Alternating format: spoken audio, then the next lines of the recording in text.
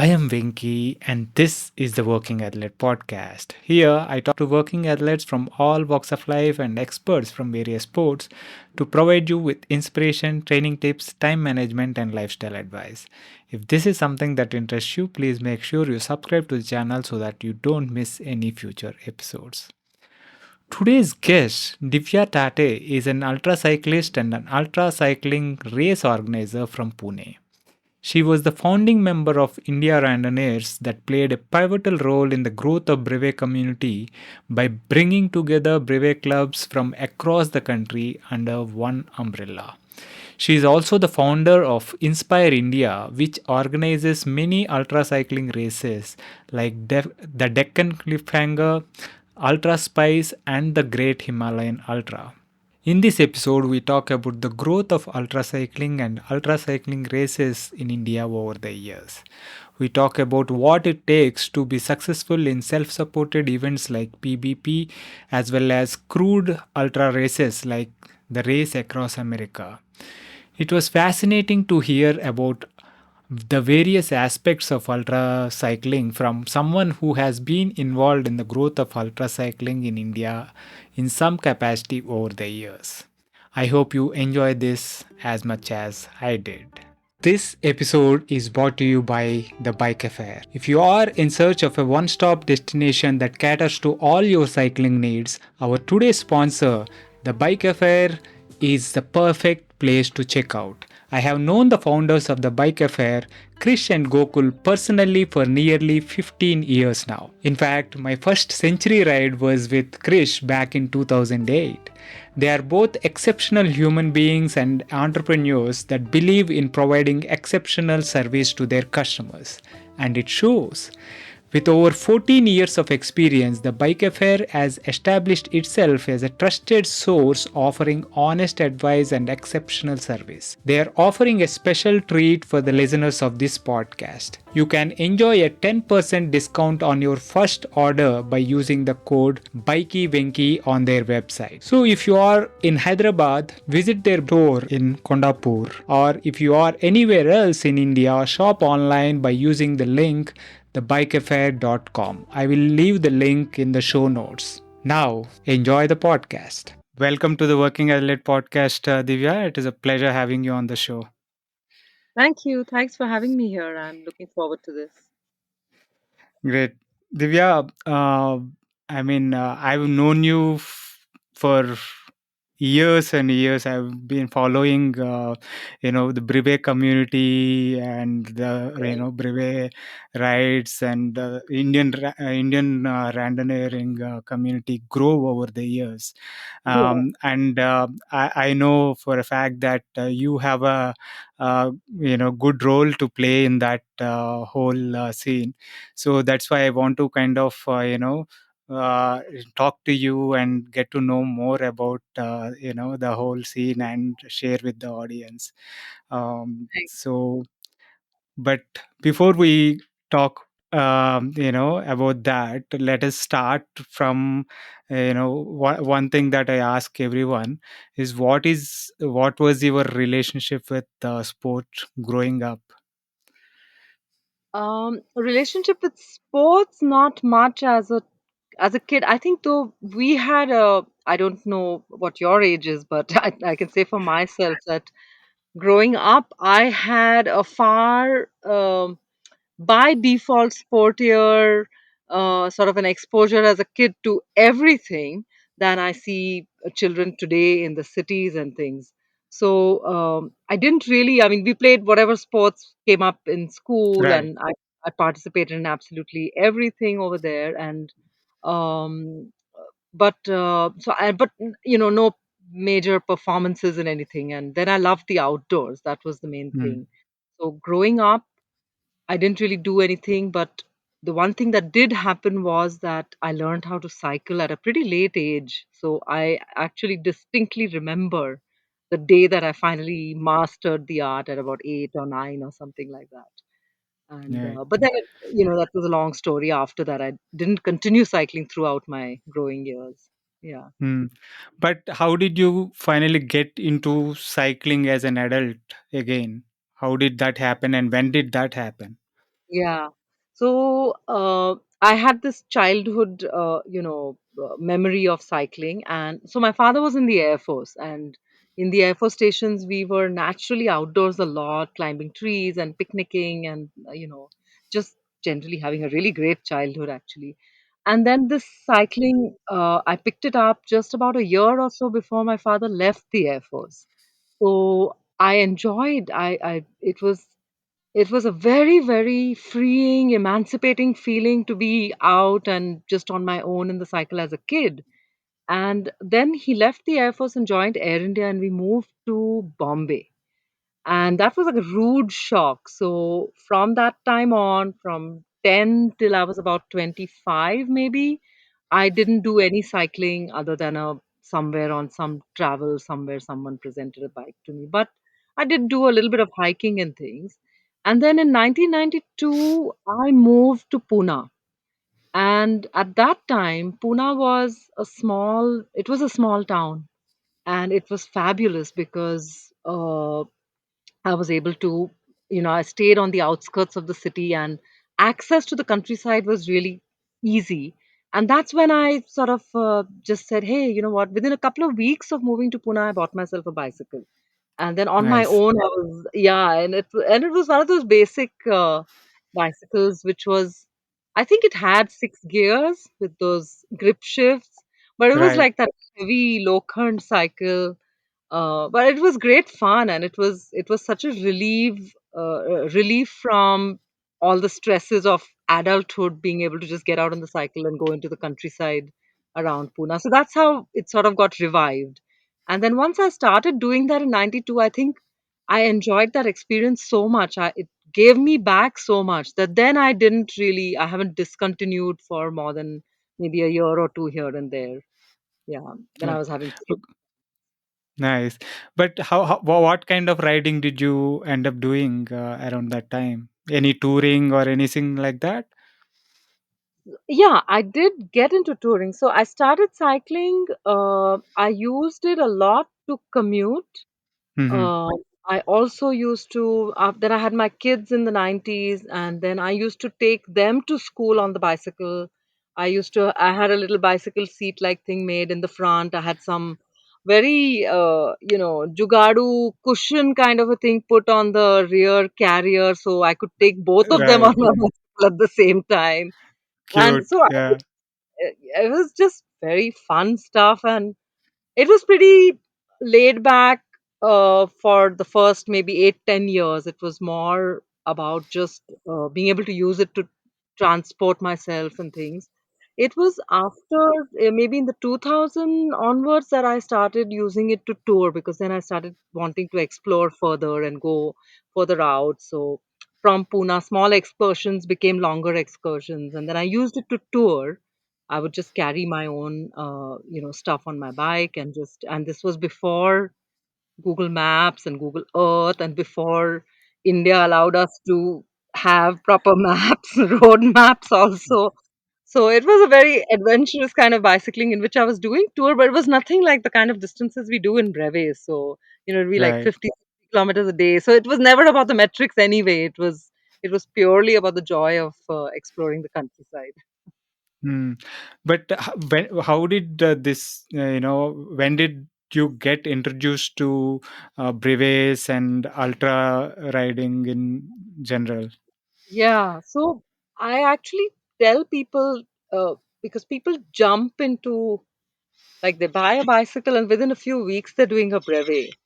Yeah. So I have to tell people that, like, just consider this. I cycled for 18 years without ever doing an event. So it was just, I somehow feel that the connection with the activity was far more, um, pure is not the right word. I don't know, authentic, in the sense that it was the activity and what the activity gave me directly without any kind of validation or anything like that. I know that I became the Audax India head, and what I was doing was validation later on.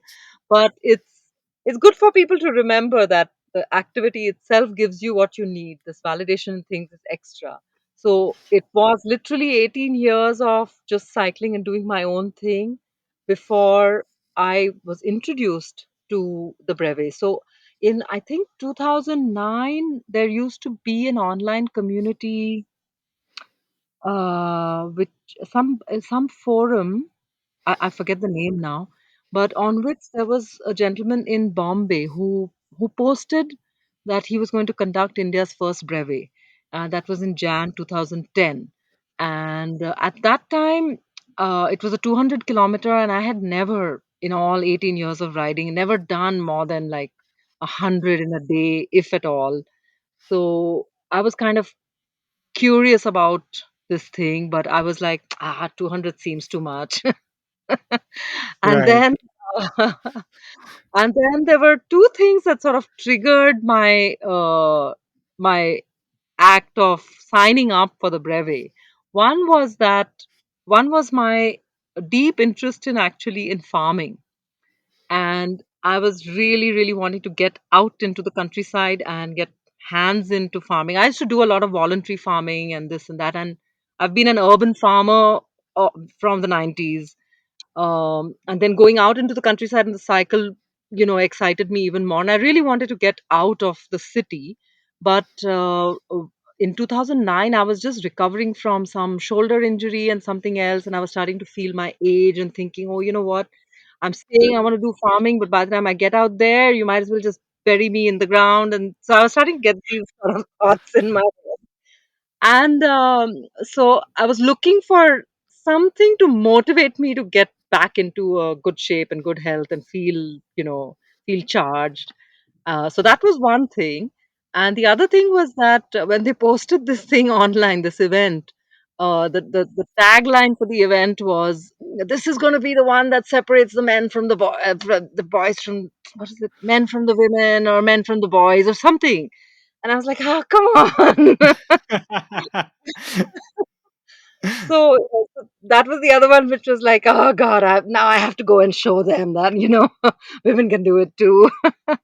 So these were the two things that sort of drew me to sign up. And then for the first time in my life, I actually had to train to go and do something. I had never ever trained before this. I used to hike and swim and kayak and everything, but never trained.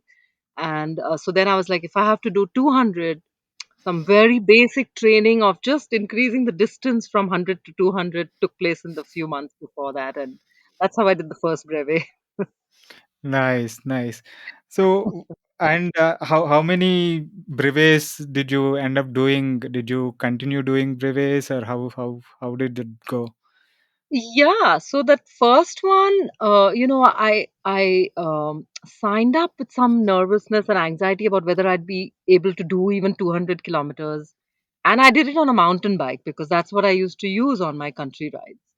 And then when we did the 200K is when we found out that there's 300 and then there's 400 and then there's a 1200 in France. And like, what? Who does 1200 kilometers? And so, like, it was a little hook. It was like, okay, I did the 200 is 200. just the start. It's just the start, and I didn't think I could do that, but now I have done it. So, how about just seeing if I can push the limit a little bit more? And at that time in 2010, I wasn't really thinking about PBP and 1200. I didn't think it was in my capacity or any of that. And I didn't see myself as being a sports person in any case. I had just been having fun.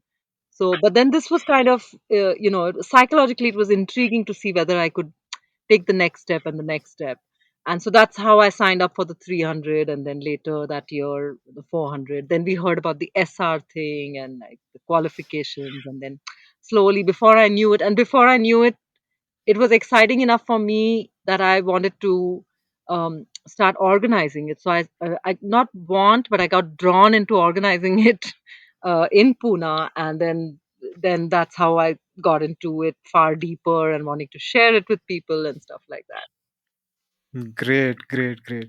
So, I remember, um, in 2011 was the first time, there was any representation from India in PBP, right? Yes. And Yes. I think maybe 5 to 10 people. I don't remember the number, but Yes. or far lesser number than what we see now, but Oh still, God, yes. that was the start. How did do you remember anything from that time? What how was?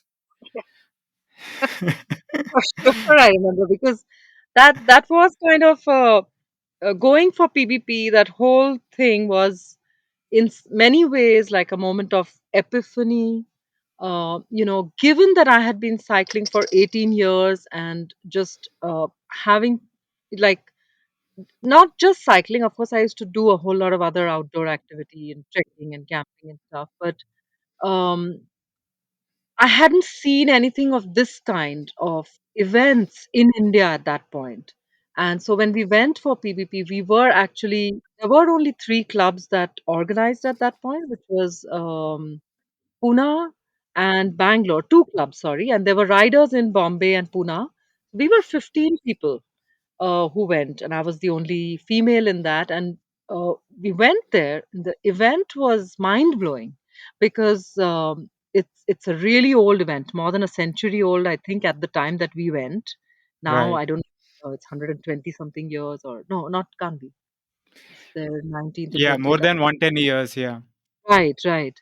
So it's a historic event, and then so you see a totally different kind of a cultural angle to it because there's generations of people who have been supporting this event for like 4 or 5 generations. The family comes out onto the streets and supports you with food and coffee and soup right and late into the night, and they're cheering you, and you feel like wow, like we're getting cheered for doing this. Like in India, we you know what the scene is like on the roads, so you kind of feel like oh my, this is something. And then there's 40 or 50 countries and people from all over the country, and it's a great sense of camaraderie because everybody's an SR, so you've done some level of qualification has happened before you come together here, and people are really supportive. So the culture of this activity really impressed me. I loved it. And after coming back was when things started to grow because then I became the national representative. And after that, it started to grow because then without any kind of promotion, because we never did any promotion at all for it. We would just put out what we were doing, and then people would say like, "Hey, we'd like to do it too." And so that's how the clubs grew and grew and grew within a few years. But yeah, it's an amazing event. It is, and thousands of people, like you said, from maybe 50 countries or something like that, turn up and do the event. Uh, Right. do you remember? Did anyone of the 15 finish the PBP at that time? Yeah, so in 2011, out of 15 of us, two people finished within time. One more person finished, I think, outside of time limits. But Okay, that was it. And the statistics are, they sound pretty terrible.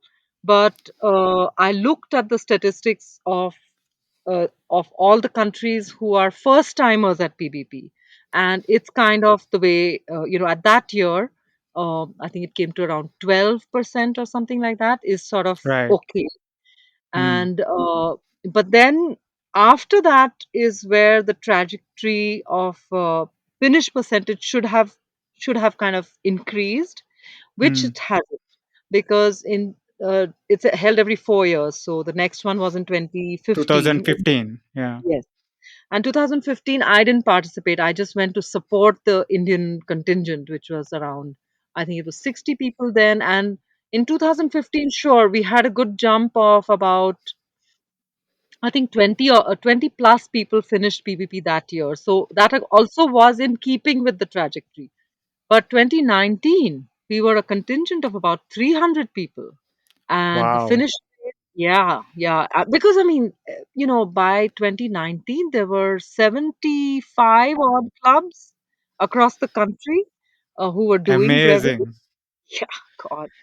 It just really excited people. I think it's an easy sort of a sport to get into. I mean, look at me. I never did any kind of sport or anything. And I could sort of take to this. It calls on different things. I'm not saying that it's like it's easy, but anyone can actually target doing brevets and do them. You don't have to have a sporting athletic background.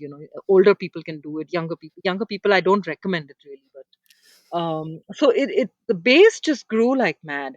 But in 2019, what happened is that out of 300 people who represented India there, only 40 or something finished, which is a real decline in the finish rate. And Hmm. in fact, Jean Corbet, who's the Audax Club head, and we had the meeting of all the heads of all the countries in 2019. We meet up and do some whatever admin stuff, and so he pulled me aside and he said, like, "Are you guys really writing brevets in India?" People are asking me. He wouldn't say it directly. He said, "Other people are asking me if y'all are really writing brevets." I'm like, "Oh God, no." It's just, but so I tried to explain to him how of the 300 people, only three or four had ever done PBP before. And Hmm. the rest, almost everybody, had started writing brevets only in the last 2 years. And the Hmm. lack of experience, of individual experience, plus the lack of resources to provide you with that sort of mindset that goes into it, with the training and nutrition and a proper kind of focus, was not there. A lot of even this year, let's see what happens. This is PVP year again. And Yeah. I think more than 100 people are going from Bangalore itself. I think wow. it's like crazy numbers. But I'm Yeah, also hopeful that the finish percentage is going to increase yeah, this year. yeah. Just looking at the number of events that are kind of similar in distance and maybe some level of difficulty in terms of terrain and stuff Right. are being done here as well. So I think that, I mean, I'm not a brevet expert, but as an outsider, I can see that the chances of increase in finish percentage I are good. I hope so. I hope that the increased percentage is better.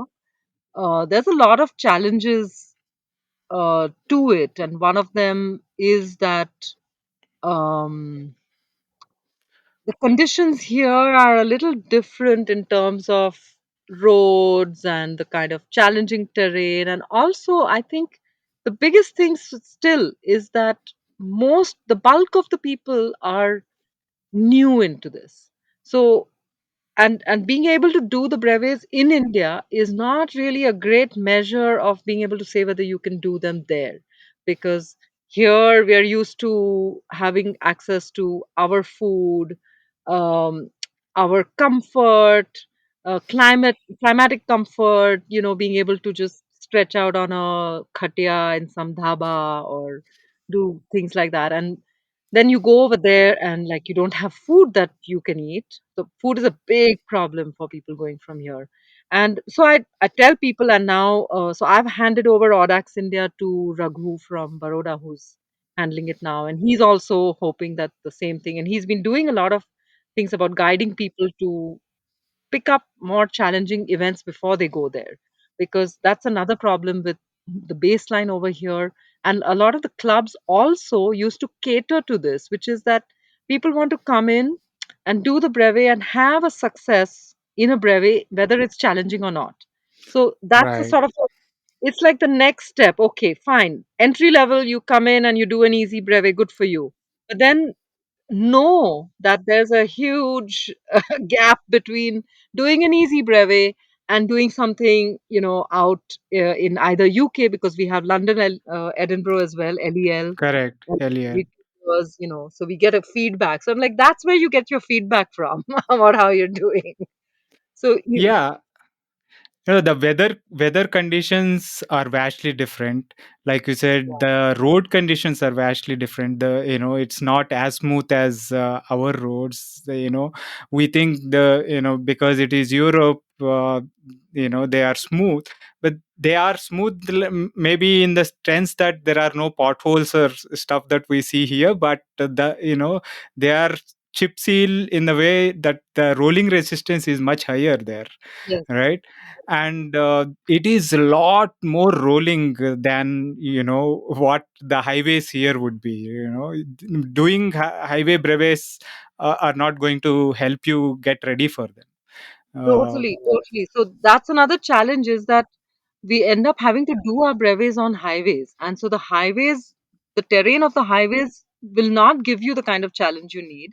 But the country roads in our country are almost impossible for road by. I think Karnataka is still a little better, but Right. Maharashtra country roads are another story. I mean, we do MTB brevets out here if we're going into the countryside.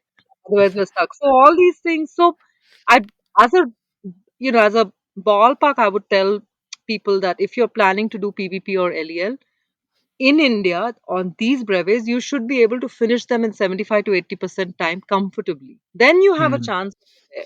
Like if you Right. stretch your time limit out here, then over there there's no cushion. There's no yeah. Right. Yeah. So since we are on the topic, since this is PBP year, are there any tips that you would like to give all the guys and girls going there to participate this year? What month is this? This is July. They've got 1 month to yeah, and then Maybe on not on the training part, since not much time, but what are the other things that they need to take care of in terms of saving time there, right. resting or food and stuff like Yeah, that. yeah, yeah. So one thing is that for food, they need to be really prepared that if they don't have a versatile palate, which is able to eat bread, for example, and continue riding on that, then you need to take some things from here which are going to be able to sustain you on the bike over there because most of the food may be unpacked. You may get rice at some these things at some of the controls, so food is one thing. They need to prepare themselves to have backup food with them at all times. The second thing is the weather. So under no circumstances should they underestimate what the weather over there can do to everything from morale to actually physically disabling your ability to ride on the bike. So, on some years, it has been so cold that some of the Indian people underprepared because we didn't have the gloves and had no concept how cold it can get in the rain, were unable to hold their the bikes on downhills and things like that. Then it becomes dangerous because your It fingers is, are yeah. You will not be able to use the brakes and stuff. It's really oh, dangerous. Yeah. right. So some of them actually quit because it was too cold to be able to bike handle in that cold. So but these are things that can be addressed simply by not compromising on equipment. And the other not compromising on equipment should be with respect to lights. So just make sure you have really powerful lights that are going to be able to take you for 4 days with don't depend on charging, battery powered or whatever, but make sure that they're strong, stable lights that will help you to be able to ride this terrain. Yeah, and also, like I said, on the Audax India YouTube channel, Raghu has put up like detailed inputs for people to be able to have a better success rate over there. Oh, Yeah. that's brilliant. Yeah, that's going to help, I'm sure. Now let us go, continue on the ultra cycling thread, of course, because that is your field. I remember you. What was your first um, introduction to RAM, and what I remember you crewed. I think to one of the participants, and so when was this, and how was the experience? What were the learnings from there? Yeah. So this was Samim Rizvi from Bangalore, and he had in 2011 he came for PBP also, and Mm, he was one of the two Indians who finished in time. In 2011, when I met him for PBP, and one of the previous brevets in Pune. I came to know about RAM from him. I heard for the first time, and for me, like 1200 of PBP was like jaw dropping, and now this guy's telling me about this 5,000. I'd never even heard of it till then, and then he's telling me about this 5,000 kilometer race in the US.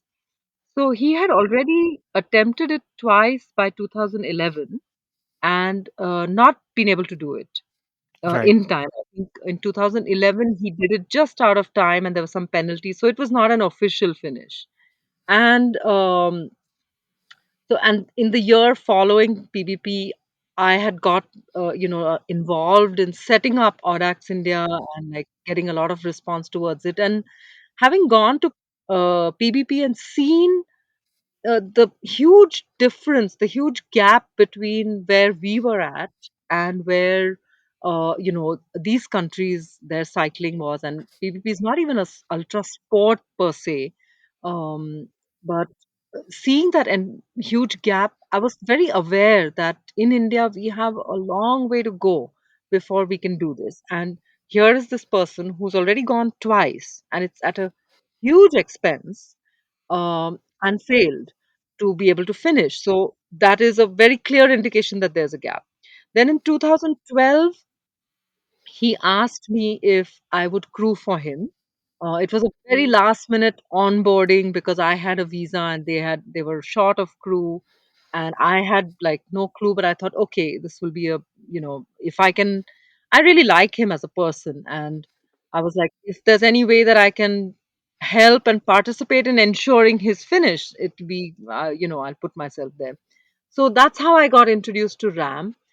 Sadly, 2012 was, I mean, I was frankly shocked at that attempt. I mean, I Mm. know this is going to sound, some people are not going to like what I say, but I was shocked at the lack of preparedness on his third attempt to do PvP. And I was very clear that, RAM. you know, there's no way you can do that with that. I mean, Mm.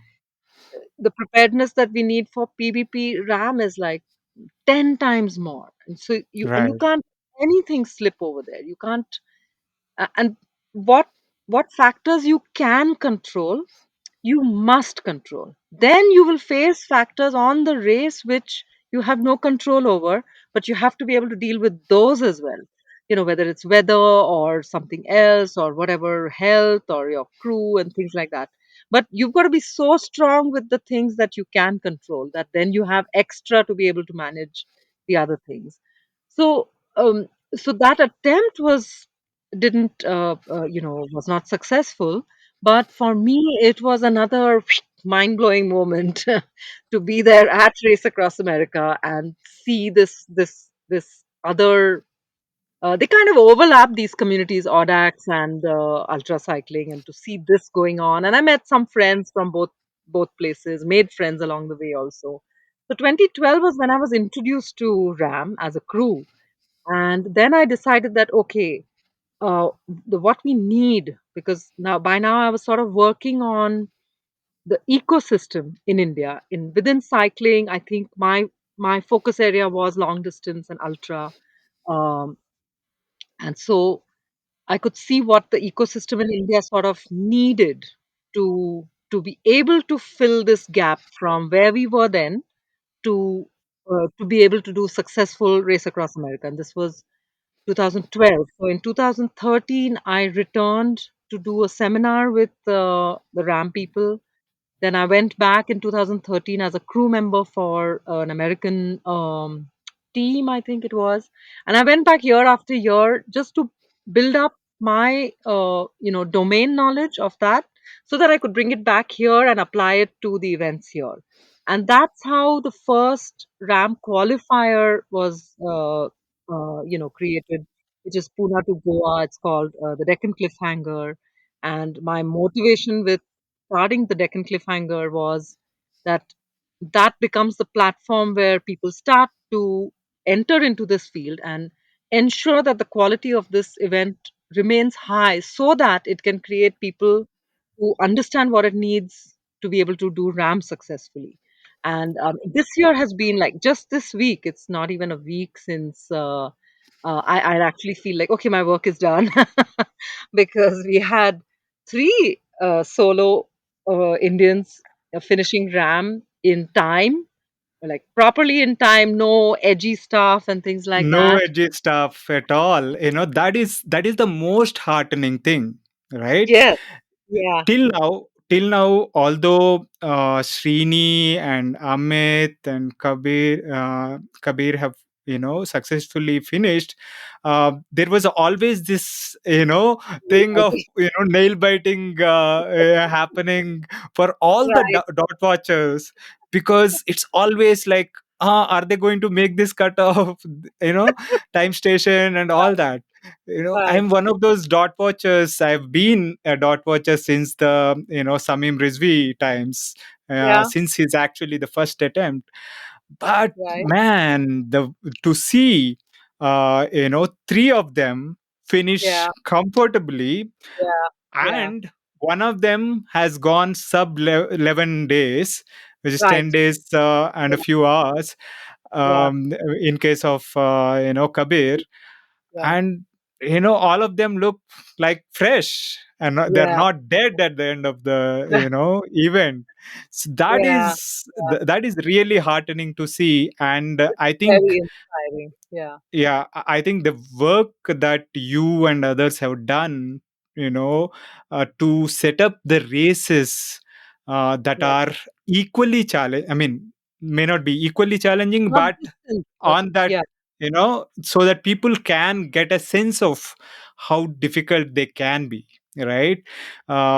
So I think the Deccan Cliffhanger was the start of the whole RAM qualifier scene, with you starting that. Which year was this? 2014, that was was it? 2014, Feb 2014. And so, in a few months, we're going to be conducting our 10th Deccan Cliffhanger. So it's like a decade, Oh, like 20 years of Deccan Cliffhanger. amazing, amazing. Yeah, yeah. And so all three of these have, started their ultra cycling, ultra racing careers through Deccan Cliffhanger. And so yeah, it feels good to be able to say that, okay, this was what I thought the ecosystem needed, and this is what I did, and just recognizing what was required and what was within my hands to do, because ultimately I can just say, okay, this is like the ecosystem needed not one but hundreds of things to Yeah, grow before this could come out, right? So, and my thing was like, okay, I can do this, so I'm going to focus on that and do it well, and then the community has to really come together, grasp it, understand, apply themselves, decide whether this motivates them, and then take it up from there. And that has really happened. yeah, Of course, after Deccan Cliffhanger, I did recognize that there was like Deccan Cliffhanger 640 kilometers and right. RAM is 5,000.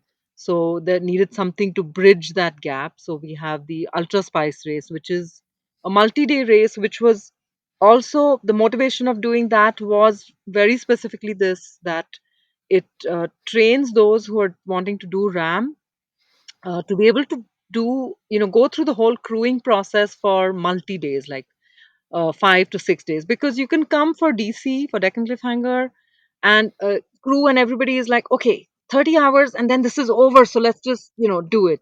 But the mindset is very different if you have to do it for 3 days or 5 days or 10 days. You've got to figure out how to get into a routine and apply that routine.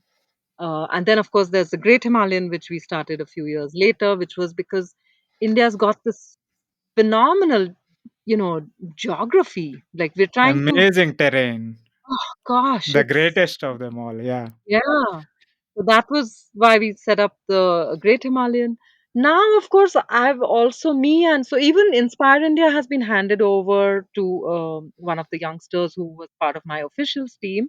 Rutvik is taken over that, and I'm more in advisory capacity in both these organizations now. And so in Inspire India, at some point over the last few years, we've realized that RAM alone cannot be the motivation of these races. These races are standalone on their own right, and their goals for achieving within India itself. So we've also created formats within these races which allow people to race without crew, because crew is an expensive sort of a thing. So we've got Yeah, supported formats, and yeah, so it's like we sort of we felt it was time that Inspire India, and like we have our own gold standards in India over here. It's not just about the qualification. So that's a right. that's a also a good indication that the ecosystem has matured so much when you say, okay, these events are on their own have value. Exactly, exactly. And like you rightly said, all of us have a role to play, in whatever capacity we can play that role towards, improving that ecosystem. We can contribute that way. And you might be able to contribute towards that in a big way, in starting these races, giving these events, which is a big thing. If not for the um, those availability of those testing grounds as Yeah, such, it is very difficult to really test. And like you mentioned, crewing becomes a huge thing, right, in something like RAM. yeah, If a crew may not be able to win the race, but they can definitely lose the race, they say, right? So yeah, yeah, so all these events have to be there, but also the community, the riders have to come in, embrace them, and may utilize them, and build from there, right? yeah. So I I mean, think. even the ecosystem, say 10 or 12 years back, also very clearly needed technical input.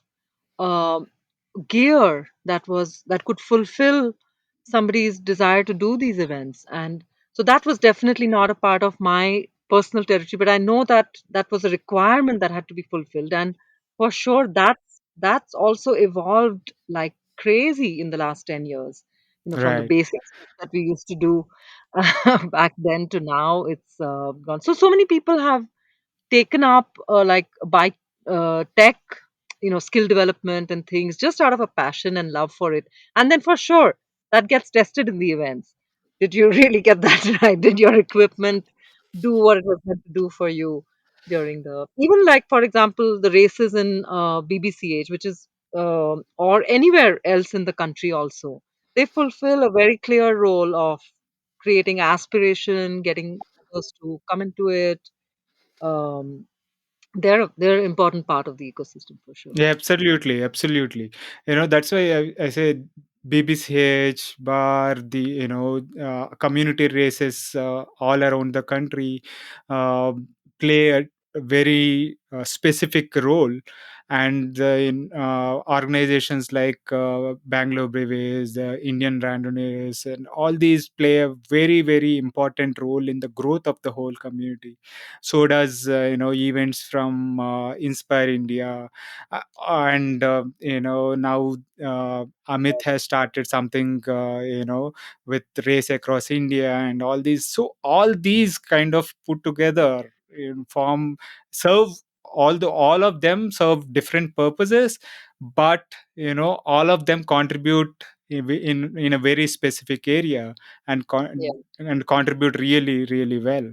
uh, without any of them, it is the whole thing is not, it is not whole, so to speak, mm, right? yeah, Yeah, yeah. So like you said, the availability of gear, the in terms of the what was available back in 2008 and 9, to compare to now, it's like yeah, so much different, right? yeah, yeah. Excellent, excellent. So now, where do you how do you see the ultra cycling evolving from the first time you organized a race Deccan Cliffhanger to now.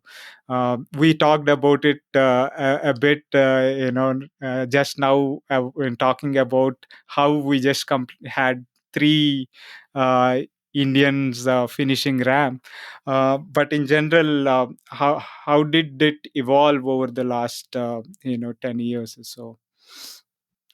So one of the things that in the initial first couple of events was to recognize that not uh, that the number of people who will consider themselves to be capable of doing the race is very few, and then recognizing this requirement of having a crew support you, and then the crew training is another big challenge for people to understand what it takes to build this kind of a team that will support you through this. Um, and that required for this spark of imagination to go out into more people than just the ones who are on the bike. So we did a lot of crew training, one-on-one seminars for the first 3 or 4 years of Deccan Cliffhanger. I used to go from city to city, also talking to the racers and their crew, and talking about the importance of having your crew trained to serve you, etc. Um, so the numbers have stayed low for the first 2 3 years of every race because Ultra Spice, for example, being a 5 day race, takes a big commitment of time also from the people. But now I think that we've introduced a self-supported version as well, and you don't need to bring a team of people because we recognize that Ultra Spice is never going to have big numbers if we keep it only for crew. So the Right. self-support section is rising, especially with so many randonneurs doing those kind of distances. This is something, and the route is so special. And that Um, can be a good thing for good training thing for PBP, LEL kind of oh self-supported yes, events, right?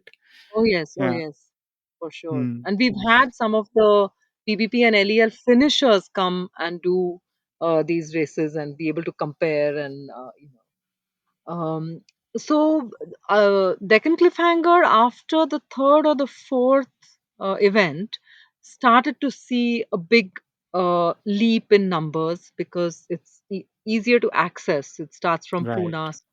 We have a big pool of people around here itself who can come. And plus, Deccan Cliffhanger sees people from all around the country, like from the south to the northeast, the north, and then Ultra Spice has a lesser number because it is a much bigger challenge. And then the Great Himalayan also. One thing that at Inspire India, me and my team of officials, and even the person who I've handed over to Rutvik, and the same goes for Raghu, who's taken over Audax India, is that we're very sort of particular or very strict about the rules. And we're Mm. very, because it's hard to sort of maintain quality in India, to establish any product or service that gives quality in general. It's not easy for somebody who says, I'm going to ensure that the quality control is there. So that's been one of the biggest challenges, to ensure that even if we look bad, even if somebody does not like that we are dismissing them from the race, our stand is very clear that there's zero tolerance for any kind of cheating, any kind of this thing, and even on safety issues. So that's been one of the biggest challenge. But now I see that in the first couple of years, even with Audax and with Inspire India, we got a lot more criticism from within the community when we banned people, or we disqualified them for cheating and things like that. The community would complain, say, no, let them go, this, that. And we're like, this, you can't be saying this, right? But now I think that the community has matured enough to understand why it's really important that everyone who participates is engaged with keeping it clean and with keeping it, because it reflects on them as well. It reflects Right. as much on them as on the people. So we still do get people attempting to cheat, but now we get a lot more people who are very clear that they want to keep it out. I don't know if you must have heard of the Vivek Shah Winger case. a couple of Yeah, years. that That was was yeah. so. So I had been observing Now the cycling community looks at Winger in a very different light. memes were funny. The memes were Right. But Yeah. so there were a few of us in the community which who had been observing and who knew there was something wrong. We had made complaints officially also to organizers. I had my suspicions. So there were a bunch of us who were keeping an eye and knew that there was something really off with this. And then we sort of came together while this was going on and said, it's not even our event, like, but we need to clean this out, whatever effort it takes from us. No, So because it like you said, it reflects on the entire ultra community, right? It reflects very poorly on the ultra community. You know, if someone is doing this and getting away, there, what is the kind of credibility rest of the community has? You know, anyone who would complete a really commendable feat also would be looked at with suspicion. That is exactly, really exactly. bad. Yeah, Yeah, yeah, yeah. yeah. So that's been one of the challenges during the evolution. Yeah, yeah. Nice. So where do you see the cycling in general, and especially the ultra cycling scene in India going from here? Um, yeah, I hope, I mean, I think that it's going to grow, now, especially with what we just saw last week, which was three Indians crossing the finish line. I have a feeling that ultra cycling is just going to, and hopefully not grow in an exponential in the terms of numbers, but in a way in which is directed towards ensuring performances Quality on an over international, quantity. yeah, right. And there's not just the supported crew supported races. There's also TransAm, and there's the one in Europe.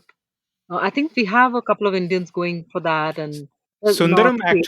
Sundaram Narayan from Goa has completed TransAm in Oh, 25 days. really? I think. Yeah, Oh, he wow. Okay, just I missed yesterday he that. completed that. Oh, So yes. Okay, okay. I remembered it before RAM. I did see that he was starting, and then I forgot with the dot watching of RAM. I should check on that. yeah, yeah, Yes. yeah. Yeah. He completed that. It was really good Yeah. to see. Yeah. Yeah. Yeah. Yeah. We've got a couple more lined up to go for some of the events in the next few months. So, um, Hmm.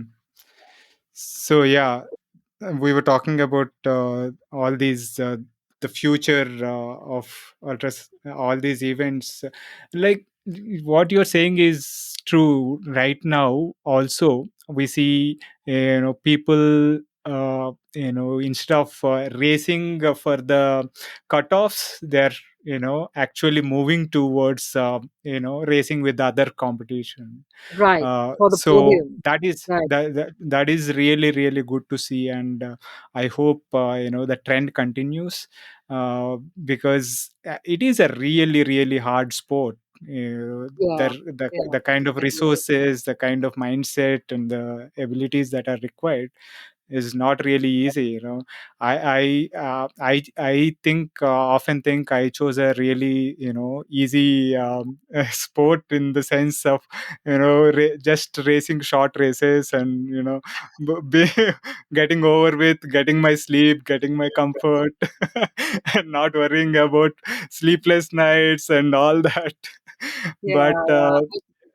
I think that was what fascinated me about ultra cycling, that you put yourself out into so much extra discomfort in every single aspect. It's like, so willingly putting yourself through so much discomfort that it right. is it kind of boggles my mind, but it really requires that kind of mindset, a completely different kind of Yeah. mindset. Yeah. Yeah. But I think what's wonderful is that, and I've been at the finish lines of these events in race across America, and even in Europe. I've done a race around Austria and Europe, and all almost 20 of the Inspire India events and a few others. Um, that it's that moment after they finish, and there's a huge catharsis. There's an enormous, um, you know, you, it. I find it fascinating. Even at RAM, at sometimes at the finish line, when I see people crossing or finally finishing, and I'm like, this is it's a sort of in some ways like a pinnacle of human abilities. You're pushing yourself to see whether you can do that. It's something like what drives mountaineers to you know put themselves into a great deal of discomfort and risk and everything to Yeah, go ahead and just perform something, do something. And then when they actually get past that, whether it's Deccan Cliffhanger, which is, the stepping stone, sort of the beginning point of this, right. and then you see the release of emotions, you see how people have transformed and changed and gone through it. So I find that part of it really fascinating. It is the sense of achievement after putting yourself through so much, and Yeah, the kind of relief that it is over. Finally, you are able to, yeah, get yeah, across that finish line. Must be really, really amazing. Uh, yeah. this has been a fantastic chat, Divya. We It was really a pleasure talking to you, and talking about the ultra cycling scene extensively. Uh, Thank you for taking the time. Any parting advice for ultra cyclists all across India? No, just go out and ride and, train hard, train harder, enjoy yourself. That's pretty much all it takes, actually. That's what I loved about how Kabir crossed the finish line in this Garfield shirt and the flip-flop. I mean, he just really looked like he had so much fun, and the crew was beaming, and so it's really that. I mean, I think if you if you approach it that way, you can really, you know, do it without making it painful for yourself. Yeah, yeah, yeah. These guys have become, wonderful ambassadors for the sport for Oh, sure. yes, Yeah, absolutely. it's great to Yeah, see. yeah. Awesome. Thanks again, Divya. Thank you for taking the time and spending Thank you your. so much. Thank you so Thank much you. for having me on the show. That was my conversation with Divya. I hope you enjoyed that. If you are enjoying these podcasts and finding them useful, please consider supporting the podcast by subscribing to it on YouTube as well as on your favorite podcasting app. It really helps. Also, supporting the sponsors of the podcast is a great way to support the podcast itself. This episode is brought to you by thebikeaffair.com. Thanks again for your continuous support. See you next week with another guest.